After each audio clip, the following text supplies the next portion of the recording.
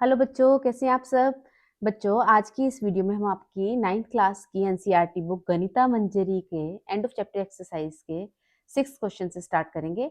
इसकी first 5 question मैं पहले अपलोड कर चुकी हूँ। 6 क्वेश्चन में देखो बेटा क्या दे रखा है। The sides of the triangle have length 7 centimetre, 24 centimetre, 25 centimetre. Find the area of the triangle in 2 different way. ठीक है, हमें 2 तरीकों से इसका एरिया फाइंड आउट करना है। एक तो जब हमें किसी ट्राइंगल की तीनों साइड्स दे रखी हैं तो हम क्या फॉर्मूला लगाते हैं, हीरोन्स फॉर्मूला से हम इसका एरिया फाइंड आउट कर लेते हैं। और हीरोन्स फॉर्मूला के अकॉर्डिंग एरिया ऑफ ट्राइंगल किसके बराबर होता है। Area of triangle is equal to square root of s, s minus a, s minus b and s minus c होता है। ठीक है बच्चों, और यहाँ पे आपको ए कितना दे रखा है, that is equal to 7 centimetre, B is equal to 24 centimetre, C is equal to 25 centimetre. ठीक है, A B C means all 3 sides. और एस क्या होता है, that is equal to semi perimeter, means हमें इसका पेरीमीटर निकाल के फिर इसको 2 से डिवाइड करना पड़ेगा। Perimeter means sum of all side. 24 plus 7 is equal to 31 plus 25 is equal to कितना होता है, that is equal to 56 upon 2। जब 56 को हम 2 से डिवाइड करेंगे तो कितना आ जाएगा, 28 सेंटीमीटर। तो हमारे पास यहाँ पे एस कितना आ गया बेटा, 28 सेंटीमीटर आ गया। ठीक है, अब आगे हम इसका एरिया निकालेंगे। तो एरिया ऑफ ट्राइंगल, ठीक है, अब यहाँ पे कितना आ जाएगा, एस कितना है 28, एस माइनस ए मीन्स 28 माइनस ए कितना था 7। ठीक है, और 28 माइनस बी कितना है, यहाँ पे 24 है, और 28 माइनस और सी कितना है 25 है। ठीक है, इसको मैं सॉल्व कर रही हूँ आगे, तो ये कितना आ गया, that will be equal to 28 into 28 minus 7 is 21 into 28 minus 24 is equal to 4, और यहाँ पे कितना आ गया 3। ठीक है बच्चों, आगे क्या करेंगे, हम इसका स्क्वायर रूट निकालना है, तो प्राइम फैक्टराइजेशन करके इसका स्क्वायर रूट निकाल लो, बेस्ट ये वही होता है। ठीक है, तो प्राइम फैक्टराइजेशन करते हैं।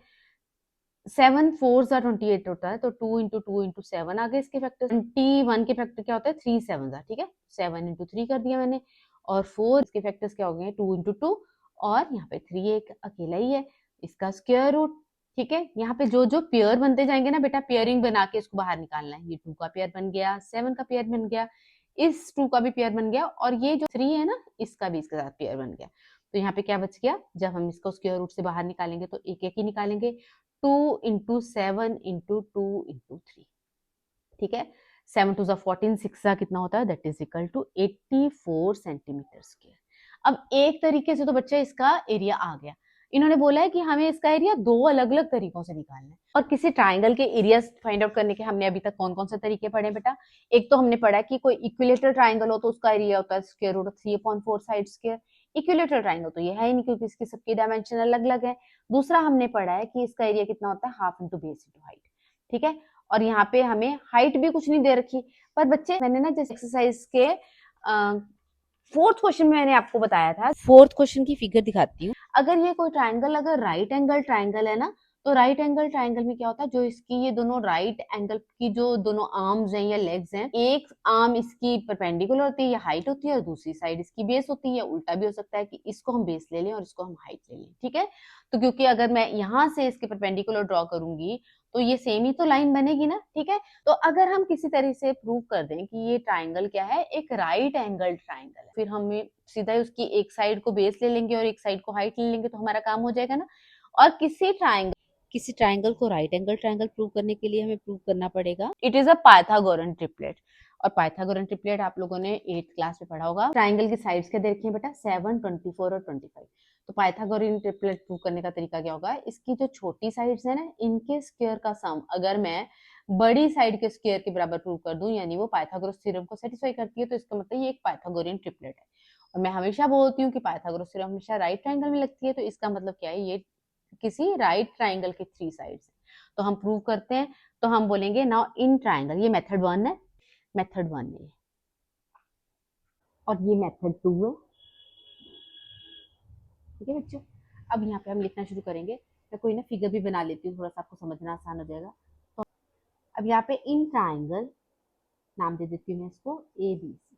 मैंने पहले ही बताया बेटा, अगर आप किसी ट्राइंगल का नाम दे रहे हो ना ए बी सी, तो आप फिगर जरूर बनाओगे। टीचर को कैसे पता चलेगा कि ए बी सी क्या है यहाँ पे। ठीक है, तो इन ट्राइंगल ए बी सी हमारे पास क्या आ जाएगा, 7 स्क्वायर प्लस 24 स्क्वायर कितना आ गया बेटा, 7 का स्क्वायर कितना होता है 49, और 24 का square 576। That is equal to कितना आ गया 625, विच इज इक्वल टू किसके बराबर होता है 25 का स्क्वायर, ठीक है। 7 square plus 24 square is equal to 25 square, तो देयरफॉर 7, 24 एंड 25 आर, या फॉर्म लिख लो यहाँ पे, फॉर्म पाइथागोरियन ट्रिपलेट, ठीक है, दे फॉर्म पाइथागोरियन ट्रिपलेट, ठीक है। अगर ये पाइथागोरियन ट्रिपलेट बना रहे हैं तो इसका मतलब ये ट्राइंगल क्या हो जाएगी, एक राइट ट्राइंगल हो जाएगी, ठीक है। तो therefore triangle ABC is a right triangle, ठीक है। अगर ये राइट ट्राइंगल हो गई तो राइट ट्राइंगल में मैंने जैसे आपको पहले बताया, जो राइट एंगल की दो आर्म्स हैं या लेग्स हैं, तो एक साइड को हम बेस ले लेते हैं और दूसरी को हम हाइट ले लेते हैं। अगर मैं 7 अज्यूम कर ले रही हूँ, ये 24 है, ये 25 है, और बिगेस्ट साइड तो हाइपोटेन्यूज ही होगी, ठीक है। तो area will be equal to, area of triangle will be equal to उसके बराबर आ जाएगा, that is equal to half into base into height, half into 7 into 24, जब उसकी कटिंग करी तो कितना आ जाएगा 7 इंटू 12 आ गया बच्चे हमारे पास, ठीक है। तो 7 इंटू 12 कितना होता है, that is equal to 84 centimeter square. दोनों मेथड से एरिया 84 सेंटीमीटर स्क्वायर ही आया है, मेथड्स अलग है, ट्राइंगल तो सेम ही है, का एरिया सेम ही आएगा, ठीक है। तो इसमें हमने दो मेथड से इसका एरिया प्रूव कर दिया। जब आपने यहाँ पे ABC मेंशन किया है तो ट्राइंगल जरूर बनाना, ठीक है। 7th क्वेश्चन देखो बेटा, if the wheel of a bicycle has diameter 60 centimetre, find how far A cyclist will have travelled after the wheel has rotated 100 times. तो क्या कह रहे हैं बेटा, ये कोई व्हील है और व्हील का डायमीटर कितना दे रखा है, that is equal to 60 centimeter, ठीक है। और वो पूछ रहे हैं कि अगर किसी साइक्लिस्ट ने ये 100 रोटेशन कंप्लीट कर ली व्हील की, तो बताओ वो कितना डिस्टेंस ट्रेवल करेगा।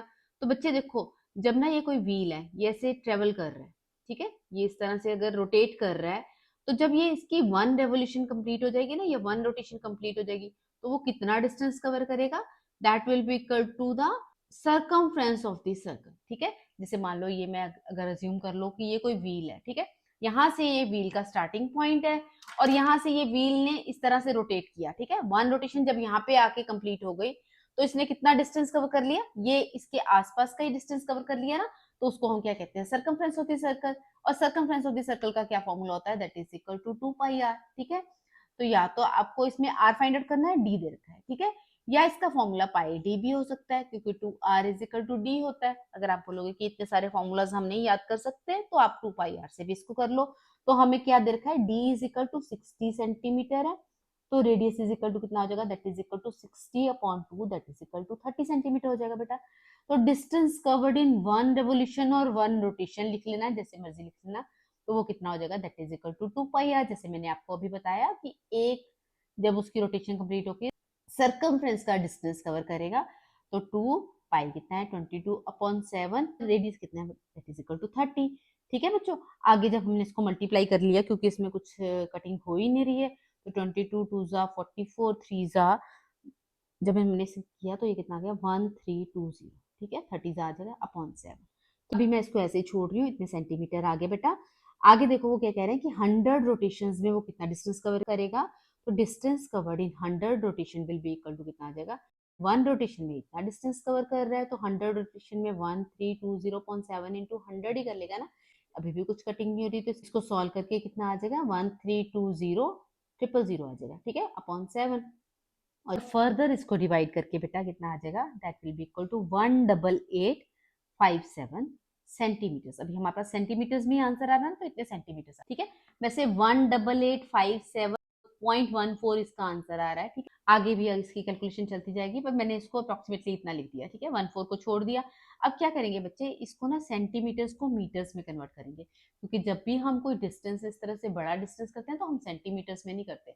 अगर आपको कोई पूछेगा कि आप अपने घर से स्कूल जा रहे हो, तो आप कितना डिस्टेंस कवर कर रहे हो, ठीक है, तो आप ये नहीं बोलोगे कि मैंने इतना सेंटीमीटर डिस्टेंस कवर कर लिया, आप डिस्टेंस या तो मीटर्स में बताओगे, अगर बहुत पास है, अगर थोड़ा दूर है तो आप किलोमीटर्स में डिस्टेंस बताओगे, ठीक है। तो मैं क्या कर रही हूँ बच्चे, इसको मीटर्स में कन्वर्ट कर दे रही हूँ।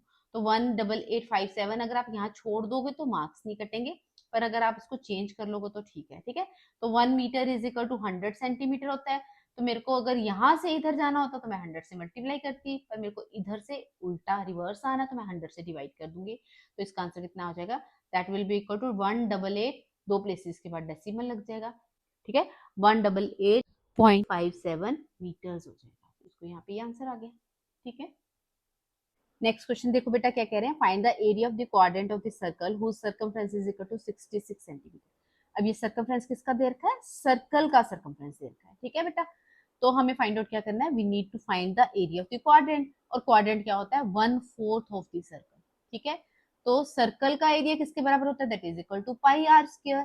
तो 1/4 ऑफ द सर्कल का एरिया कितना हो जाएगा, that is equal to 1/4 into pi r square. वही हमें फाइंड आउट करना है, पर वो फाइंड आउट करने के लिए बच्चे हमें आर की जरूरत होगी, और यहाँ पे आर नहीं दे रखा। सबसे पहले हम क्या करेंगे, इसमें आर फाइंड आउट कर लेंगे, और हमें क्या दे रखा है, सर्कमफ्रेंस ऑफ द सर्कल दे रखा है। सर्कमफ्रेंस इज इक्वल टू किसके बराबर दे रखा है, that is equal to 66 centimeter. और हमें मालूम है किसी सर्कल का सर्कमफ्रेंस किसके बराबर होता है, that is equal to 2 pi r is equal to 66, ठीक है। तो 2 into 22/7 into r is equal to 66 आ गया। तो बेटा जब इसको आगे सॉल्व करेंगे तो आर इधर रह जाएगा, 66 इंटू 7 अपॉन ये बाकी सारी टर्म इधर जाके रेसिप्रोकल हो जाएगी। तो 22 3 सा 66 हो जाएगा। तो यहाँ पे 7 3 सा 21/2। तो अभी मैं इसको आगे सॉल्व नहीं करी बेटा, ठीक है, बाद में देखते हैं कुछ कट जाएगा तो। अब हमें फाइंड आउट क्या करना है, area of quadrant find out करना है, ठीक है। और क्वाड्रेंट का एरिया क्या होता है, 1/4 पाई आर स्क्वायर, ठीक है। 1/4 पाई की वैल्यू हमने ले ली 22/7, और आर कितना है 21/2 इंटू 21/2, ठीक है। 7 3 जा 21, 2 11 जा 22, आगे कुछ कटिंग हो नहीं रही, ठीक है। तो 11 3 जा 33 इंटू 21 कितना आ जाएगा, तो कितना आ जाएगा बच्चे, ये 33 और ये 66, दैट इज इक्वल टू 193, ठीक है। दैट इज इक्वल टू 693, और 693 नीचे कितना है 8 है, 4 2 सा 8। तो 693 को बेटा जब हमने 8 से डिवाइड किया तो हमारे पास आ जाएगा 86.625 सेंटीमीटर, ठीक है। सिंपल सा क्वेश्चन था, 8th क्वेश्चन है। नेक्स्ट क्वेश्चन देखो बेटा, इस एक्सरसाइज का 9th question, the wheel of a car has an outer radius of 28 centimetre.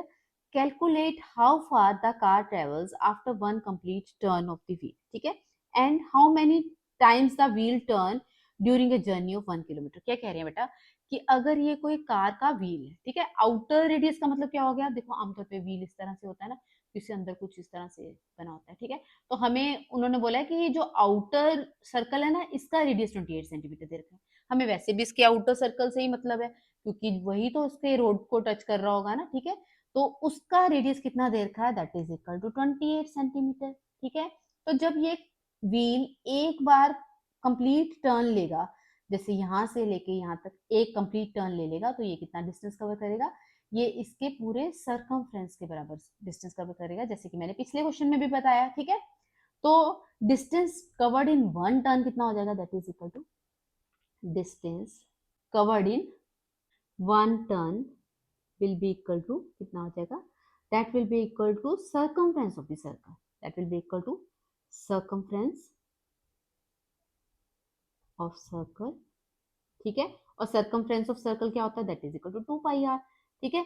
तो 2 इंटू 22/7, और आर हमें 28 दे रखा है। यहाँ पे कटिंग हो रही है, 7 4 सा 28, तो हमें मल्टीप्लाई करके क्या मिल जाएगा बेटा, 22 2 सा 44, 44 4 सा 176 सेंटीमीटर आ गया, ठीक।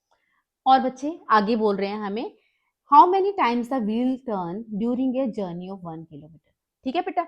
तो क्या कह रहे हैं कि अगर ये व्हील 1 किलोमीटर की जर्नी कवर कर ले रहा है, तो बताओ उसने कितनी बार टर्न किया।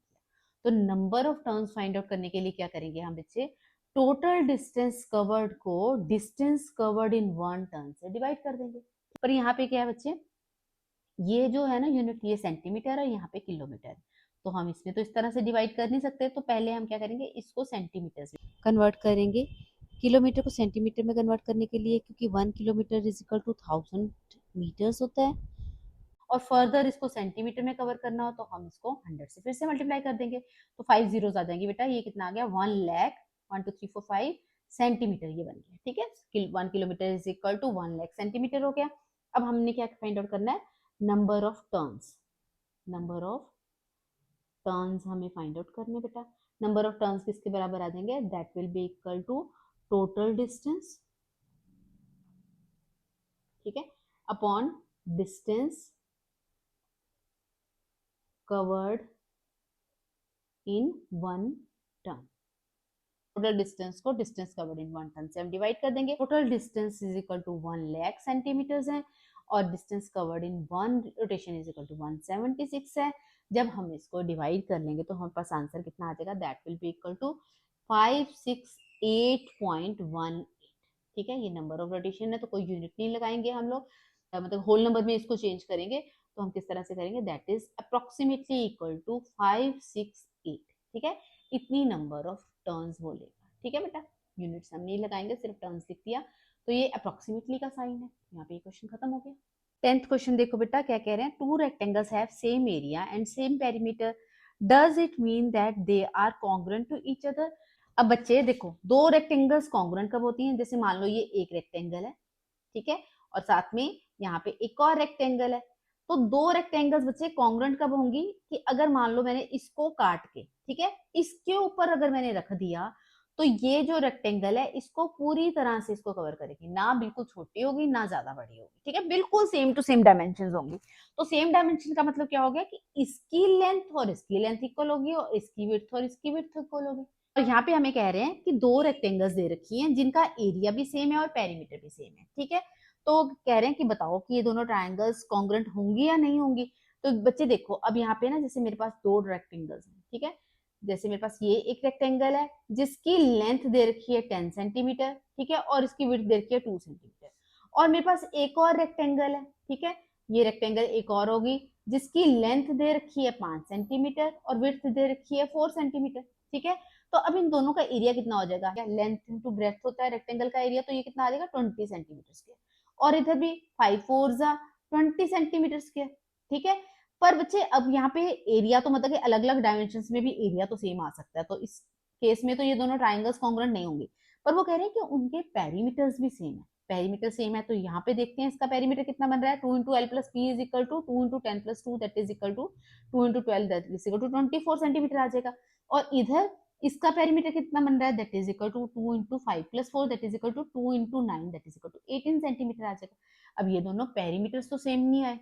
ये तो पॉसिबल है कि अगर हमारे पास दो रेक्टेंगल है जिनकी डायमेंशंस अलग अलग हैं, उनमें या तो सिर्फ एरिया इक्वल हो या सिर्फ पेरीमीटर इक्वल, पर दोनों नहीं ऐसे हो सकता कि दोनों इक्वल हो। अगर वो दोनों इक्वल होंगे तो इसका मतलब क्या है, वो दोनों कॉन्ग्रुएंट ही होंगे। ठीक है, इस तरह से हमें इसको प्रूव भी करना पड़ेगा। तो मैं क्या मान ले रही हूँ कि यहाँ पे दो रेक्टेंगल्स हैं, ठीक है, जो फर्स्ट रेक्टेंगल है ना, फर्स्ट रेक्टेंगल है उसकी लेंथ को मैं ए मान ले रही हूँ और ब्रेथ को बी मान ले रही हूँ। ठीक है, जो सेकेंड रेक्टेंगल है उसकी लेंथ को मैं सी मान ले रही हूँ और इसकी ब्रेथ को डी मान ले रही हूँ। ठीक है, तो मैं यहाँ पे लिख रही हूँ for first rectangle, for first rectangle हमने लेंथ इसकी क्या सपोज कर ली, that is equal to A, और इसकी ब्रेथ कितनी है, that is equal to breadth is equal to B है। ठीक है, तो अब इसका एरिया कितना आ जाएगा बेटा, that will be equal to length into breadth क्या होता है, that is equal to A B, और इसका पेरीमीटर कितना आ जाएगा, दैट इज इक्वल टू कितना है 2 into a plus b, 2 into length plus breadth होती है और लेंथ है ए और ब्रेथ बी है। ठीक है, और इस रेक्टेंगल के लिए फॉर सेकेंड रेक्टेंगल,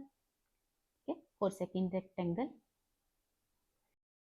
लेंथ कितनी हमने मान ली है, यहाँ पे length is equal to c और ब्रेथ कितनी, that is equal to d. तो यहाँ पे बेटा एरिया इनका कितना आ जाएगा, that will be equal to c d आ जाएगा। ठीक है, length into breadth that is equal to c d, और इसका पेरीमीटर कितना आ जाएगा, that will be equal to 2 into length plus breadth that is equal to 2 into C plus D.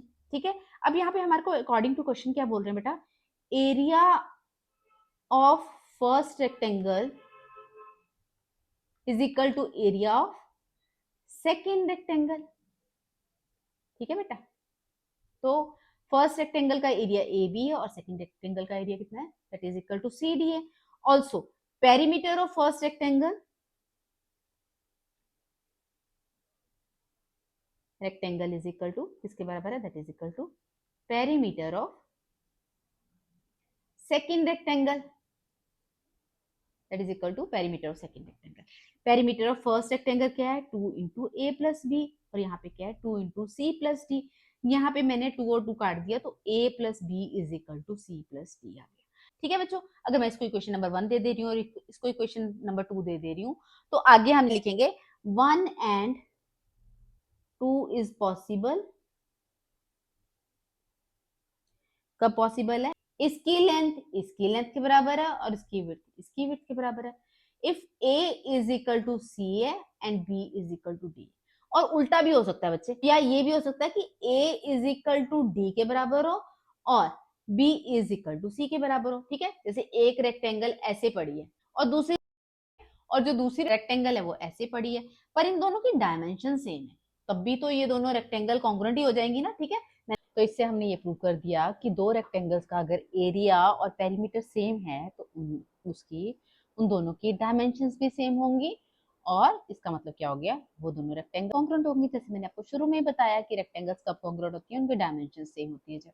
ठीक है, तो मैंने ये लिख भी दिया, if two rectangles have same area and perimeter then they will have same dimensions, bracket में मैंने लिख दिया डायमेंशन का मतलब length and breadth, so rectangles will be congruent to each other। ठीक है, तो ये बच्चे मैंने जो ये क्वेश्चन में लिखा है ना वहीं से लिख दिए। ठीक है, if two rectangles are same area and perimeter तो are they congruent to each other, तो यहीं से मैंने वो लिखा है। तो ठीक है, तो यहाँ पे ये क्वेश्चन खत्म हो गया। तो मुझे उम्मीद है कि आप लोगों को मेरे समझाए आज के सारे क्वेश्चन समझ आ गए होंगे। अगर आप लोगों को फिर भी कोई डाउट है तो मुझे कमेंट्स में लिखो, मैं ज़रूर आपके डाउट्स क्लियर करने की कोशिश करूंगी। और अगर वीडियो अच्छी लगी, क्वेश्चंस आपको समझ आए और ये वीडियो आपके लिए हेल्पफुल रही तो वीडियो को लाइक करो, चैनल को सब्सक्राइब करो। ओके बच्चों, bye bye, God bless you all.